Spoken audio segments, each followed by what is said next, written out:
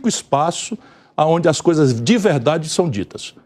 Por exemplo, eu denunciei a falcatrua dos precatórios, estou desafiando a imprensa brasileira, pelo menos, a investigar. Ninguém fez, a não ser uma instituição alternativa, que é o ICL, do Eduardo Moreira, e é, assim, chocante. Estou falando de 93 bilhões de reais tirados do cofre do governo. Dia 28 de dezembro do ano passado, todo mundo já se preparando para as festas, e passou direto, praticamente, para os bancos, por intermédio da Justiça Federal. E os bancos compraram esses precatórios por 50%, 60% de deságio, e no dia seguinte que o governo pagou, valiam 100% de valor de face. Tem pistas absolutamente chocantes em um dos maiores escândalos da vida brasileira. Ninguém quer examinar. A gente já teve essa conversa, né? O Banco Central publicou um informe... Não, eu nós no particular. Antes, no particular, mas, enfim, só para torná-la pública. Falar, o Banco Central depois divulgou um informe dizendo que desses 93 bilhões, pouco mais de 3 bi se referiam aos bancos dos precatórios e metade disso foi adquirido dos bancos de terceiro. Duas coisas, primeiro, nesse ponto. Primeiro, é uma coisa curiosa, porque 3 bi, 60% de 3 bi dá 6 vezes 3, 18, dá 1 bilhão e 800. Então, isso daí pode roubar. 1 bilhão e 800 não é 93, então 1 bilhão e 800 pode roubar. Isso daí já é... Ele só quis dizer que não foi... Eu não estou botando em você, estou botando no Banco Central. Tá certo? Agora, o Banco Central, pura e simplesmente, brasileiros, mentiu. Por quê? Por duas razões. Primeiro, porque o volume maior desses 93 bilhões foi para lá num negócio chamado FDIC. O que é FDIC? É Fundo de Direitos Creditórios.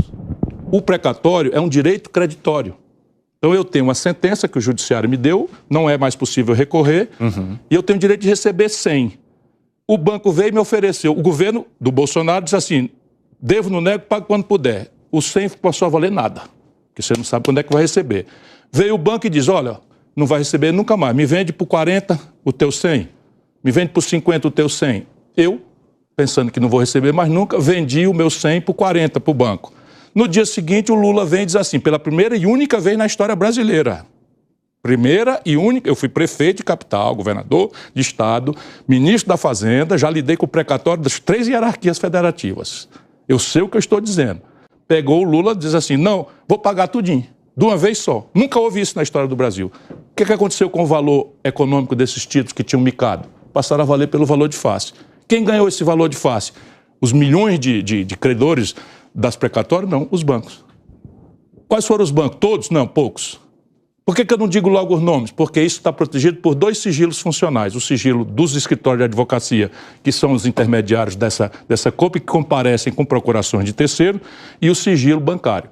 Mas o monte do dinheiro, o Banco Central sabe disso, mentiu, está em FDICs. Pede ao Banco Central, você não é jornalista? Então, qual é o valor que tem os FDICs? Para ver se é 3.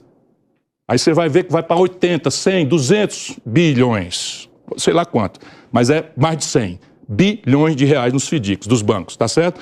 Mas tem mais uma mentira agravada, é que esta operação foi feita dia 28 de dezembro agora. Ela ainda está sendo executada e o Banco Central só vai receber o balanceio dos bancos em abril. Portanto, mentiu indo e mentiu voltando. Porque alguns especialistas dizem que os bancos não compram isso. Os bancos compram os precatórios dos titulares. O que eles disseram foi uma imprecisão que eu cometi, porque eu estou na televisão tentando explicar para o povão. Então, qual é a falcatrua e tal? A falcatrua é que o governo vendeu os precatórios para os bancos. Questionaram a fonte do senhor para chegar a essa informação. Você entrega a sua? Ô Ciro, você tem... São concorrentes que foram lesados.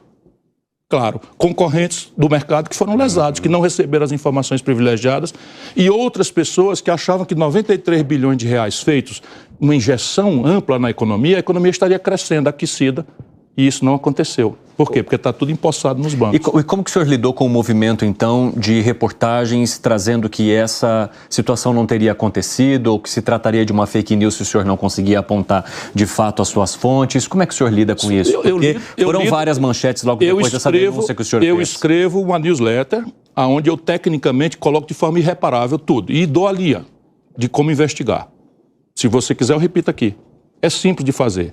O Ministério Público, se não quiser entrar na prevaricação, ou uma imprensa que minimamente se considere responsável por vigiar o interesse público, faz um ofício para o CNJ ou para o STJ, cabeça da Justiça Federal, que esses são precatórios federais, e pergunta quem são os titulares dos créditos que foram depositados dia 28 de dezembro. Eu tenho os valores todos por estado e tal. Depois você pega essa lista e vê quem era o credor original, que está há 7, 8 anos demandando, e quem é que está com esse precatório porque comprou ontem. Aí esquece o que está com o original, porque tudo bem, está tudo certo, e pega só os que terceirizaram, entregaram para outras pessoas. Pega a data que eles venderam, pega o deságio que eles fizeram e pega que valor, em qual data passou de 50%, 40% do valor de face para 100% do valor de face. O que foi, Coba? Ciro, você fala disso com uma propriedade... Eu fui prefeito. Muito firme. Eu fui prefeito, eu tinha precatório. Sabe como é que eu fazia? Eu fazia assim, ó, não pode pagar precatório do dia 2 de fevereiro se não tiver pago todos os precatórios do dia 1º. Deixa eu te fazer uma pergunta. Ou, quem quiser sair dessa fila, dá um desconto para o Estado. Se o governo tinha 93 bilhões, por que ele não disse assim, todo mundo que tem um precatório, venha cá, eu estou entregando para a Advocacia Geral da União 93 bilhões de reais e quem der o desconto primeiro, vai primeiro. Tinha dado o desconto de 30, 50, 40, 45 bilhões para o Tesouro Nacional. Esse de 40, 35, 37 foi todo para lá no cofre dos bancos. Pois é, você fala com muitos elementos e com muita propriedade. Não tem que ser investigado para me provar que eu sou um mentiroso? A pergunta é a seguinte, você é uma pessoa muito importante, mas apesar disso também é uma pessoa qualquer do povo. E qualquer do povo pode fazer uma denúncia. Sim. Você tem elementos e coragem para assinar uma denúncia como essa no Ministério Público? Isso me obrigaria a produzir a prova. E qual é o problema da prova? Eu já disse aqui e vou repetir. A prova está protegida por 2 leis de sigilo.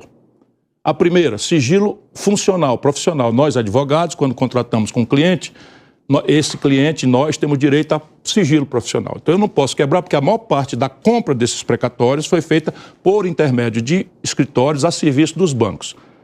Mas o Ministério Público pode, simples assim, fácil. A Polícia Federal pode solicitar, é muito simples fazer. O outro sigilo qual é? O sigilo bancário, para o Banco Central não parar de mentir. Quando ele pega e diz assim, não, foi só 3 bilhões e 800, já parecendo que roubar 3 bilhões e 800 pode, mas que 93 é que não pode, o ladrão é assim, ele sempre não percebe que está se confessando. Então por que ele não dá o valor dos FDICs, dos fundos de direito creditórios? Fundo de direito creditório. O precatório é um direito creditório. Sim. Qual é o volume, Banco Central?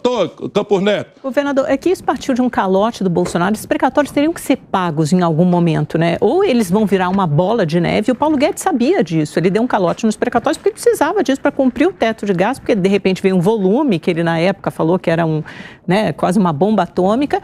Ele não pagou naquele momento. Em algum momento, alguém teria que pagar, né? Você está desconsiderando o que eu falei. Isso é de enlouquecer ou de dar uma tristeza imensa. Eu vou repetir. De forma Eu vou repetir. O calote é eterno. Então você tem uma molecagem, uma roubalheira no Brasil que é crônica. Então o PT tem uma linha do PT que diz assim, todo mundo fez. Portanto, eu fiz também. É mais ou menos o que você está dizendo. Os precatórios tinham que ser pagos. Então tinha que ser pago como? Com qual critério? Com qual critério que tinha que ser pago? Então, o Bolsonaro pegou o quê? Pegou o calote, sistematizou um calote, botou uma emenda à Constituição. Sabe o que eu fiz? Eu parei minha campanha. Em protesto, porque fação do meu partido votou a favor disso. Parei minha campanha. Eu lembro disso. Ah, deu uma briga ali, deu uma briga interna. Pois é, eu parei a campanha em protesto. Como é que faz isso? Como é que faz isso? Votar uma emenda que é Constituição inconstitucional, porque você não pode inovar a legislativa na lei contra ato jurídico perfeito e contra ato julgado, fato julgado. Percebe? Então, só para você ter uma ideia, toda essa guerra faz tempo defendendo o Brasil. Qual é a razão para eu estar nisso? Qual é a razão para eu estar nisso? Aí eu denuncio na data, em plena campanha, eu parei minha campanha. Aí você diz agora, vem o Lula e paga. Caramba, eu entrei com a ação judicial, alegando a inconstitucionalidade disso, ficou parada no Supremo. Ficou parada, sem tramitação nenhuma. Aí vem o Lula um ano depois, dia 28 de dezembro, e consegue que o Supremo diga, não, isso daí não é inconstitucional, e paga. Amanda, a questão simples é essa. Se nós vamos resolver o calote do Bolsonaro, chama o povo, os titulares do precatório, e pede um desconto. Isso é irrespondível. Chama e dá um desconto. Tem 93 bilhões, chama. Faz a fila aí.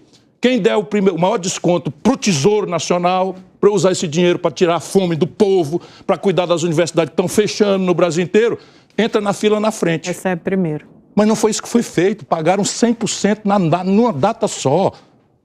Percebe? E quem comprou com 60% de deságio, 50% de deságio, engordou para 100% em dias. Nada justifica e nada explica que a imprensa brasileira fique silente a isso. Sabe, eu vou continuar lutando. Por favor, Quem quiser conhecer o detalhe, entra na minha newsletter. cirogomes.com.br, vai lá. Queria perguntar sobre a posição ou o trabalho do ministro da Fazenda, Fernando Haddad. Não sei se você sabe, os repórteres aqui em São Paulo, eu me incluo nesse, quando eu cobri a prefeitura dele, ele era o